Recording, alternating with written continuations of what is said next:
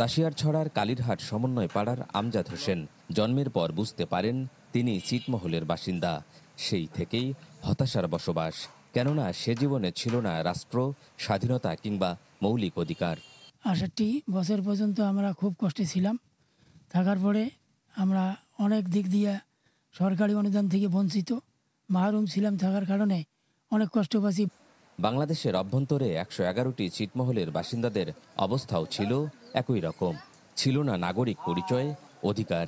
পরিচয়ে গোপন করে বা মিথ্যা পরিচয়ে করতে হতো লেখাপড়া, নিতে হতো চাকুরি। দীর্ঘ আন্দোলনের পর মানচিত্রে মিলে যায় দুই দেশের অভ্যন্তরে থাকা ১৬২ ছিটমহল। যাতায়াত পাইনি, জমা জমির স্টাডি ফিস্টাডি করতে পারিনি। খুব কষ্ট করিয়া এখানে স্টাম্প আনছি, মানুষের দ্বারায় আনি নিয়ে এখানে ফর্ম টর্ম করছি, স্টাম্প করছি।